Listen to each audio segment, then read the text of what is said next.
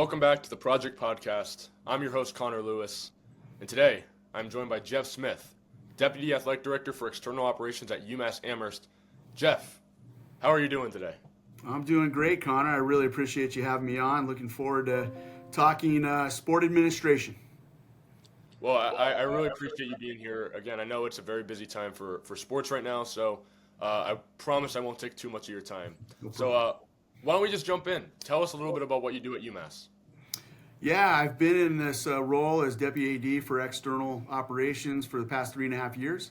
I oversee our marketing, sales, and fan experience, as well as communications, broadcasting, and creative services. I'm also the liaison to our UMass sports property, which is our Learfield arm, our MMR. So yeah, it's been really cool to kind of learn on this side of the house.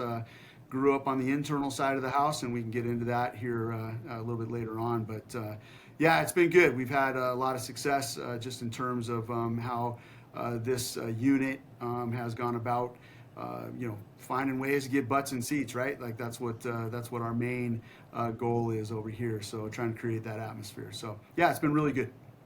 I think it's really important because you're kind of like the guy behind the scenes. Like I don't know if I'm sure you've seen the Wizard of Oz. You have like the guy behind the curtain, and then all the Wizard. athletes are the wizard, right? So, That's right. so That's I right. think what you do is really important.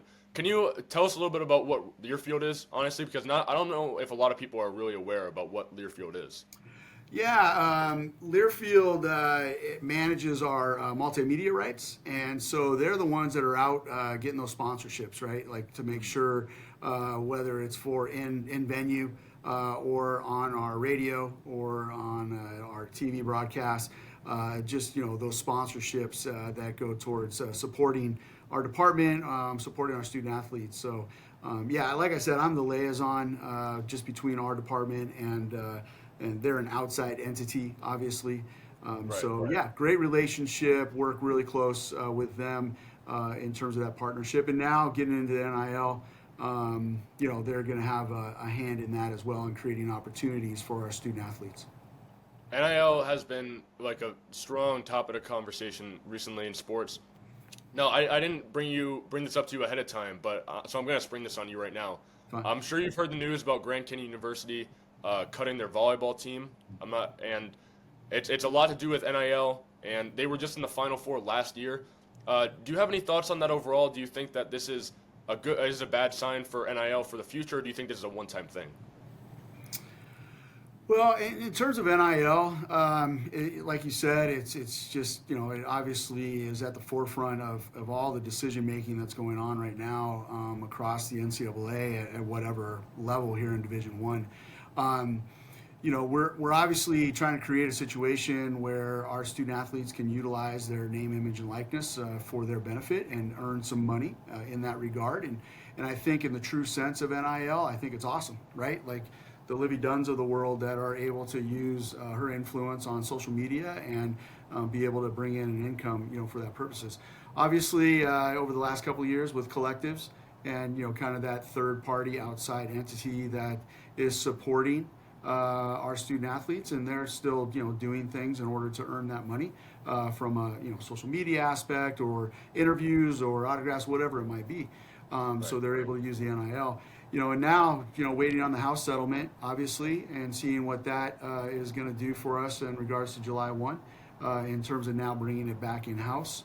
And the ability and to your point about Grand Canyon and what they're what decisions that they're making in order for their budgets, right? Everybody's revenue's at the forefront of everything right now, right? We're all trying to find new revenue streams, and some people are making those types of decisions in order to and I don't know their situation, so it's hard for me to speak to that. But everybody's assessing their revenue and their funds in order to make this work for their particular department, for their particular student athletes. Well, I appreciate you answering that. I know, again, I just sprung this up on you, but this is a brand new development that we've been seeing. This happened, I think, just yesterday, as this is being recorded at least. I'm not sure if you knew, but the players found out over social media. And yeah, that is just listen. I'm not gonna get into that. That's not really like what I'm here to do. I'm here to learn more about you. But Yeah. I I just have really strong thoughts about it overall, but I just want to get some, like an insider's point of view. Obviously, different school, I understand that, but just someone kind of in that wheelhouse. But anyway, to move Yeah. on, you've worn a lot of different hats at UMass. Do you have a favorite job, or do you have a favorite part of the job that you want to speak about? Yeah, well, like I mentioned earlier, I came up on the internal side of the house, was our associate AD for sports medicine for 17 years, I guess it was, 17, 18 years. And, you know, I was an athletic trainer by trade. That was my profession. And really working with our student athletes, you know, watching them grow over the 4 or 5 years that they're with us, helping them with their you know, problems in terms of you know, physical ailments, getting them back on the field or ice or court. You know, I really enjoyed that aspect of my job. And as I, you know, continued to grow administratively, I was a sport administrator early in my career with rowing and track and field. I was with both of those teams here for 12 years. And then that allowed me to continue to grow administratively. I started having more oversight of other units. Ended up being the liaison with campus, with student affairs, you know, student conduct. Title IX, I was a deputy Title IX administrator for 4 or 5 years, I believe it was. So yeah, just relationships are at the center of all of that, and that's the part that I really enjoy about college athletics. And you know, I've had opportunities in terms of, you know, as an athletic trainer on the pro side, and I've always just really focused in on the collegiate landscape and, you know, what goes on here at a university. And again, it all comes back to relationships in order to get things done and to make the best possible experience for our student athletes. Well, I as someone who's worked in a Division I office, a rival of yours, URI. So I don't know if we're supposed to do this interview. I might get in some trouble. But that's okay. I really understand what you mean. I've worked closely with a lot of great people who are in positions similar to yours, and so I think it's really important that those relationships, to build those relationships, I guess is what I mean to say. But you mentioned, you know, you were a sports trainer at first. You came from UCLA. Mhm. Now you're at UMass Amherst. Like, where? How do you go from UCLA to UMass Amherst? Like, seemingly like overnight, like that. Yeah. I've actually kind of gone full circle almost twice now.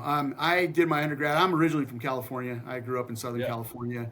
Went to UCLA undergrad, and then had the opportunity to come here to University of Massachusetts to do my grad work. So I was able to do my grad work. I worked part-time as an athletic trainer here, as well as a teaching assistant. So really had a great experience in those 2 years. And then I got my first job at the University of Denver, was there for 5 years, and then wanted to, you know, you know, family-wise, went back to Southern California, had the opportunity to go work at my alma mater, which was huge for me. I really was pumped to be able to go back and be back on campus and work with a lot of my colleagues that I was there with when I was a student. And then the opportunity came up really to take a step in terms of my career, to become an associate AD early in my career like that. I had been the head athletic trainer at the University of Denver, so I had some background in that regard. And so when I called the head athletic trainer, actually regarding a recommendation for something else, he said, "Hey, I want you to apply here." And I'm like, "For what?" And he's like, "I'm retiring, you know.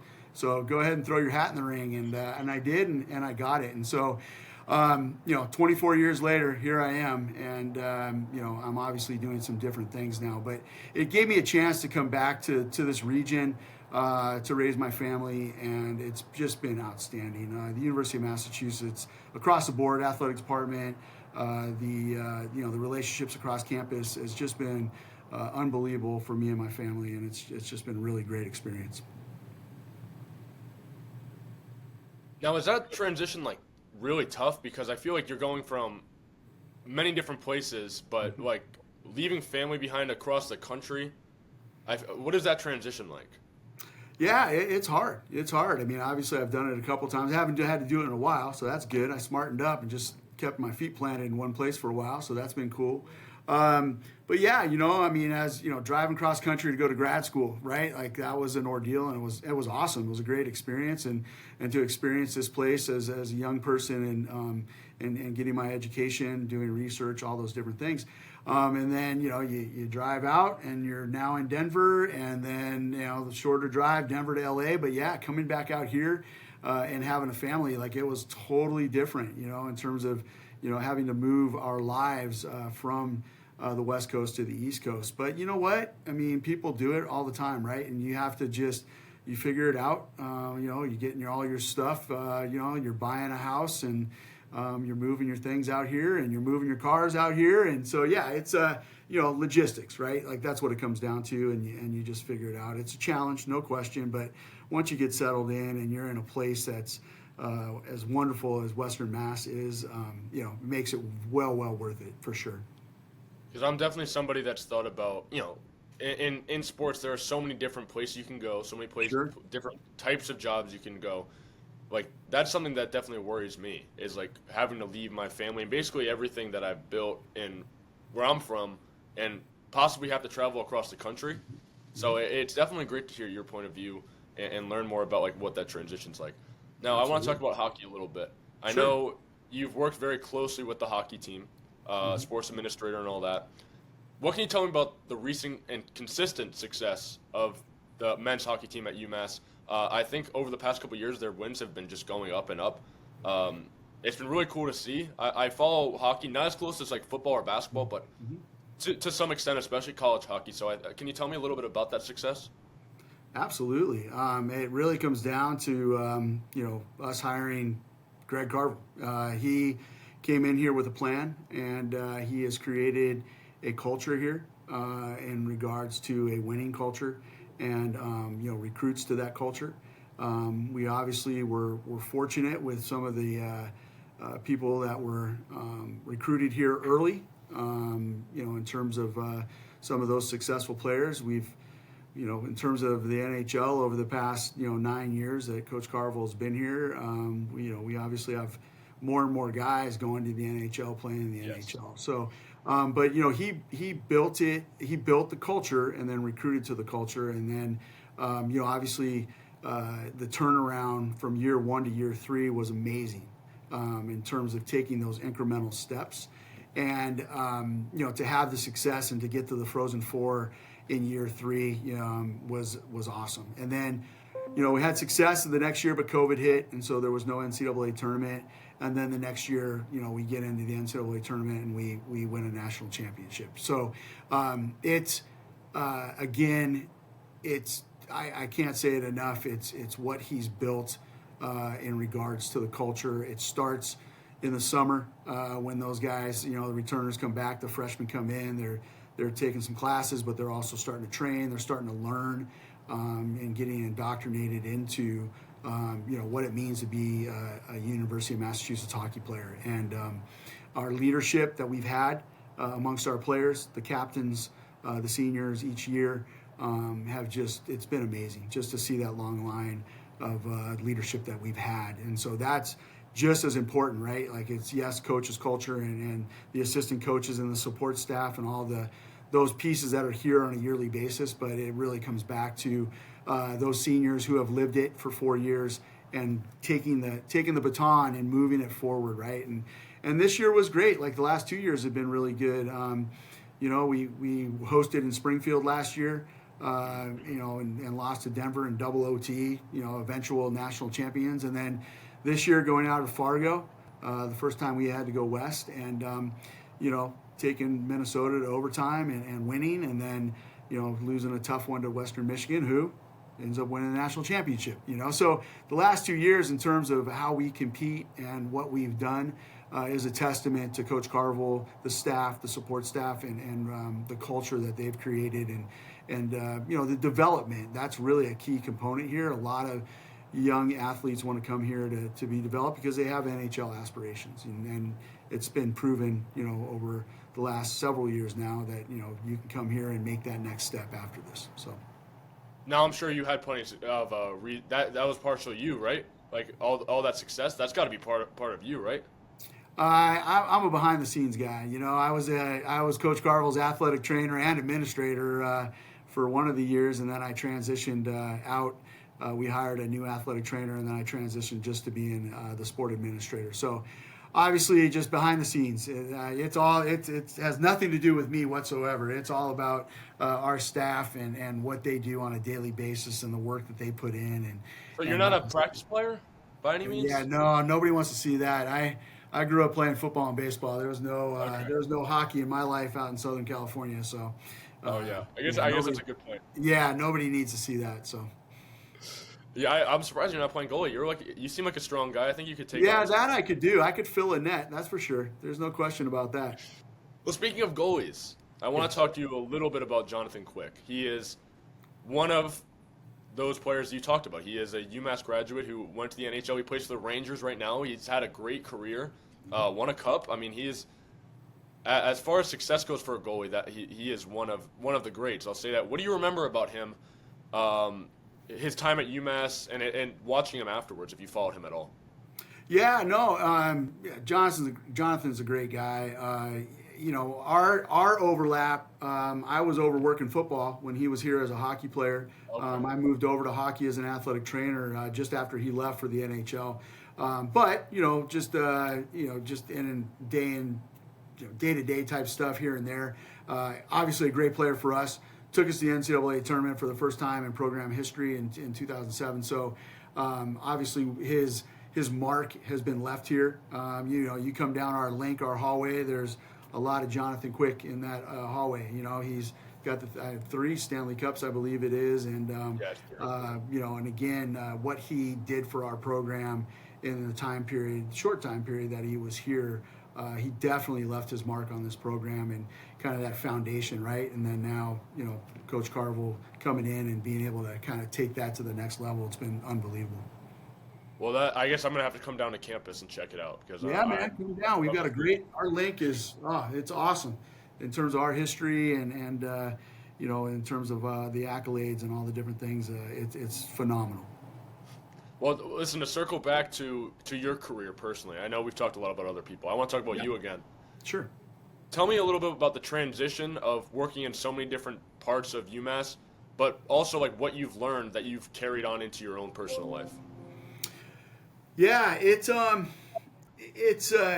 been really cool just to have the opportunities. Ryan Banford, our athletic director, he's been tremendous just in terms of that support and seeing something in me where to allow me to grow. I've never been afraid of a challenge in terms of something new, something out not in my comfort zone. Being on that sports medicine side and the internal side, really support services overall for all those number of years, very rewarding. I think, I mentioned it before, working with young people and assisting them, right? Like helping them with whatever aspect it might be, whether it's on the physical side or, something's going on with conduct or, something maybe mentally or something in their lives. You're there to support, and that's the big part that I've really enjoyed as part of my job.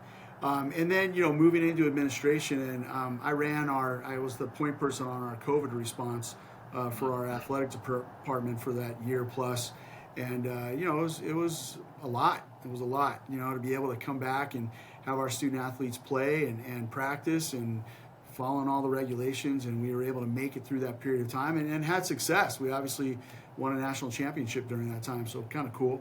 Then to be able to have that opportunity to transition over to external, to give me a different experience, in terms of what college athletics is about, and really it was moving over to try to continue to help mentor young people, build a team. And we've had success. We've had success in terms of our sales, trying to enhance our fan experience. Trying to just like we said earlier, you were saying the Wizard of Oz, like being behind the curtain a little bit. Just Yeah. trying to create an atmosphere. Because student athletes, they want to come in and compete in front of a lot of people, right, and a lot of energy, and they feed off of that. And so my staff, we work really, really hard to try to create that environment for them. just all the different. I've learned so much in the last 3.5 years from my staff, and what goes into this external side, whether it be the content that we see on social or what a broadcast is, or ticket sales and what goes into that. It's been amazing, and I'm so grateful, to be a part of that and to see that growth on our external side. So very, very, very grateful to be able to have the type of career that I've had, and being given so many different opportunities has been fantastic. Now, you mentioned at the start of that it is cool to work in college sports. Like, I feel like the biggest thing people don't realize is that there are so many jobs in college sports that, like, you have worked in so many different facets of UMass, and Yep. people forget this. And to bring it back to the Wizard of Oz analogy, I know I keep bringing this up, but it's a good comparison. Yeah. Also, I'm a fan of the movie, but it is a really good comparison because there's so much that goes into this. The athletes don't just show up to these events and you just play. There's dozens and sometimes even like close to 100 or hundreds of people working these events. I'm sure you can attest to that. Yep. And for me, it's like I'm still at the age where I still have plenty of time to figure out what I want to do. But the more I talk to people in college sports, like you, for example, and other people I've talked to, I feel like there's no other place like it. Like, I feel like that there's so much flexibility because you can work with so many different teams. Like, professional, it's like you can only really work with this one team. You're with this team. If you're working for the Celtics, you're working for the Celtics, and that's kind of it. Like, maybe you work for the G League, but like you're not working for a different sport. Right. The biggest thing I've gained is, like, you've gotten to be a part of so many different sports, and you've got to witness. I'm sure you've witnessed a bunch of great events. So I actually want to raise that question to you. Do you have a favorite UMass memory? I know we talked about winning the national title for hockey, but do you have another favorite memory? Yeah, I mean, in terms of just going back to the what you talked about in terms of what goes into creating those events, and college athletics, and being cool to be able to work, like, it's cool to work in college athletics, right? And so I do want to reiterate, like, what goes in to whether it's a home tennis match or a football game at McGurk against Missouri, right? Like, there's the spectrum in terms of how many people are going to be there and what goes into it. But, like, the behind the scenes, whether it's your facilities people, your game ops people, your marketing interns, your PA, your security, your event staff, there's just so much that goes into broadcast. Like I said, I mean, we broadcast all of those things. And, so it really, the people put their heart and soul into it, and it really means a lot to them, and they're very proud of the work that they do. And again, it comes back to our student athletes and trying to create that experience, So in terms of another favorite moment, obviously national championship was really, really cool, being there in Pittsburgh, and what went into that in order for all of that to happen, because it was during COVID. But the other one for me that was really cool was being a part of that 2006 national finalist team for football. We were down in Chattanooga playing Appalachian State, and it's just a heck of a football game. And I was an athletic trainer at the time, and just that whole year, we went through we had a home game against New Hampshire. We had we went out to Montana and had to play. Like, it was just an unbelievable experience, and to be a part of that team with that group of people. Liam Cohen, now the head coach of the Jacksonville Jaguars, was our quarterback. Like, I mean, that was a really cool team to be a part of, and coaching staff. And so, yeah, that's probably my other big memory in terms of being a part of that national final. And I could go down a list, but those are probably my top two in terms of being a part of it. I like the Liam Cohen name drop. I think that's cool. Yeah, Just in case he's listening. Just in case. Yes, of course. Yeah, in case he's listening. I wasn't going to try to name drop too much today, so. I appreciate the name drops. I think it's, like, cool. My sports management professor will randomly name drop, like, Brad Stevens. He's like, yeah, I know. Yeah, you guys know Brad, right? And I'm like, yeah, we know who Brad is. Yeah, we know who Brad Stevens. That's right. Yeah. So I don't know. I always find that really cool. I don't think it's, like, when it comes from someone working in sports, it doesn't feel like as, like, uppity. Like, I feel like if you're working in, like, Hollywood or something and you name drop, like, Brad Pitt, it's like, it feels kind of different. It's like, okay, all right, we get it. Brad Pitt. That's but right. When you name drop Liam Cohen, it feels more, like, familiar, I guess. Like, I feel like it feels more personal because it's like it's not like you're name dropping Tom Brady. You're name Right. dropping someone who's important though. Well, yeah, of course. Yes. I agree So with I personally, I think that's cool. So I don't mind the name drop. Honestly, I think it's that. pretty neat. Honestly. Very good. Um, so you mentioned broadcasting. ESPN Plus has been like a really big thing for broadcasting lately. I personally use it a lot to watch college sports all the time, whether it's URI or UMass or like college volleyball. I've been following that a lot lately. It's been pretty good. Other than the Grand Canyon stuff, it's been pretty interesting. Yeah. What do you think about that overall? How has that helped? How has that helped parents? How has that helped other students? Just give me the whole spiel. Yeah, no, it's it's really blossomed for us. For us, it's been great. In the Atlantic 10, it was ESPN Plus across the board for all schools. Yep. And then Hockey East about 3 years ago did a deal with ESPN Plus, and so and then our football games were on ESPN Plus, a deal that Ryan had done here. So basically, every single sport has been on ESPN Plus for us. And then, with Nesson out here, we've been able to get some of our football, basketball, and hockey games on there, which has been really, really good. So yeah, it's been great. Like I said, coming over here and learning kind of behind the scenes. We've also invested in our control room and what we're able to do. And so now this year, I believe, is the first year that we have not missed a broadcast. Like we've been able to do all of our home games. So we've grown from just over 100 broadcasts to 140 broadcasts a year now. In terms of all of our home activities. And we also have a UMass Sports Insider show that's on Nesson every month. It's a magazine show, 30 minutes that our staff puts together and, highlights coaches and student athletes and, our programs and our successes, things of that nature. So, yeah, it's ESPN Plus. I mean, as a fan, I love it too, just to your point, being able to, watch a random baseball game on the West Coast, right? Like any of those things. I think it's so cool. But for us too, it's like to be able to. Our teams are on the road. I can sit there and watch their games on my phone or if I'm traveling or whatever. So really really cool. I agree. Like just to see how that growth has been in our industry over the last probably five plus years has been awesome. Well, I completely agree with what you're saying, and again, I don't mean to mention URI again, but as someone who worked with people there, and I've heard about like families and like parents getting to see their kids who have, because at a Division I college, athletes are coming from all over the place. I'm sure you understand that. International, yep, 100%. Yes, exactly. So families and parents especially, they want to watch their son or daughter play and participate in the sport they love. So I think that's been like my favorite part of this development. Like as a fan, it's cool, I get that, but like I imagine myself as a parent one day who has a kid who's Division I, ideally, and just getting to watch them when I can't be there necessarily.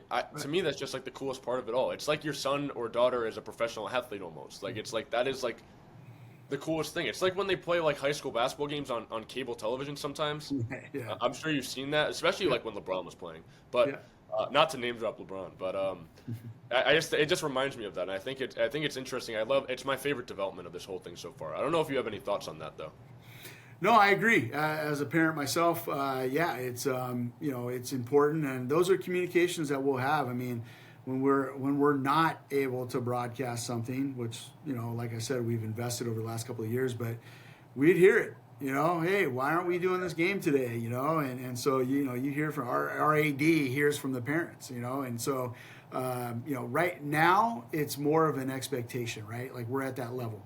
It's expected that it's going to be on, and that's great. We're happy to do that, and I'm super pumped that we've made that investment. And we can do 2 games at once now. That was always our where we got tripped up. We weren't able to do 2 games at once. Now we have 2 aspects of the studio, so then we can produce 2 games at the same time if they're happening on campus at the same time. So it's worked out really well, and pleased for our families. I mean, obviously, nice that they're able to watch their son or daughter, get a chance to play. So. Well, listen, I'm going to let you go, but I have one more question to wrap this whole thing up. I know you're a busy guy. For the young people listening who are considering working in sports one day, is there any advice that you can relay on to them right now? Yeah, we've kind of talked about it throughout this conversation, and it's really understanding. Yes, it's cool. It's fun being in sports, right? Like I try to say that to my staff all the time, right? We have our stressors and we have the things that we have to figure out and the problems, and you got to problem solve and stuff like that. But at the end of the day, we're playing games, right? Like that's pretty cool. That's fun. Yeah. So, but it's a lot. Like it's a grind. You're not 9 to 5. You're working at night. You're working on the weekends. You might work 7, 14, 21 days in a row, because of just what the schedule is. And so I say to people when I have these conversations, young people, it's a lifestyle. It's an absolute lifestyle. And I think that's important to know, that if you're coming into this profession, that it's not like you've got to be aware of that. Like it's not coming in and you're going to punch the clock and, hey, we're good 9 to 5, and that's just not how it is. And so you have to be passionate about it. And you were talking about kind of all the different areas in athletics, and that's what I encourage people to do, especially young people that might be in college right now. Intern, go find, is this right for me? Have those conversations with that person leading that department, because they're going to tell you, yeah, there's a lot to this. This is the hours. This is what I do. And then you have to decide, because at the end of the day, I will tell you, man, be passionate about what you do. Like I can tell you're passionate about this podcast. You're passionate about the work that you're doing. And that's awesome, and who knows, maybe that's a path you take in college athletics. You're on the creative side and you're doing, content for some team or something like that. That's fantastic, So I would just really reiterate to everyone, it's a lifestyle. Be passionate about what you choose to do. We get to do this every day, and it's pretty cool. Well, Jeff, thank you. That was honestly pretty inspirational, and I don't just say that. I think that's going to help a lot of people that are listening right now. But Jeff, again, thank you for being here. I really appreciate you taking the time out of your day to sit down and talk with me virtually. Obviously, it's not face to face, so it's not, to me, it's not as good. I don't prefer the. Listen, I was in high school when Zoom was happening. Yeah. I'm pretty much done with Zoom, but this is what I have to do in order to get these great conversations out of people. Sure. I will do it. Absolutely. But again, thank you for talking to me today. And to the listeners, thank you all for listening or watching, I guess, if you're watching on YouTube. And I have been your host, Connor Lewis, signing off.